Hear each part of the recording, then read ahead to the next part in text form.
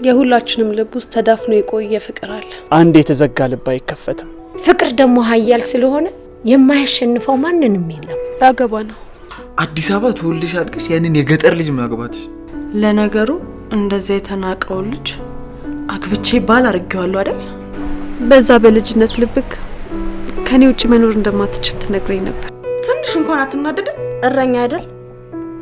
ጥጆች ሲጠብቅ አይደል ያደገው? እሱ ያለፈ ታሪክ ነው። ተራ የገጠር ልጅ እኮ።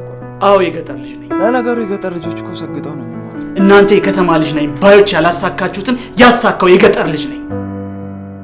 ምን ነው በጣም አመመሽ እንዴ? በእናቴ ላይ የሞት ፍርድ እየፈረድሽባት ነው? በሽተኛ ማስታመም አቅም የለኝም፣ አልችልም። እዚህ ዓለም ላይ ያመጣው እኔ ነኝ። የችግር የመጨነቅ መንስኤ መሆን አይገባኝ። በቃ እምዬ ለኔ ምቾት በጣም ብዙ ደክማለች። እምዬ ነፍሴ ናት። ስለሚያስብ እኔን ተወኝ በቃ። እኔ ያው ሙሽራ ነኝ። በቃ ለምዬ እንኳን መሆን አልችልም ማለት ነው።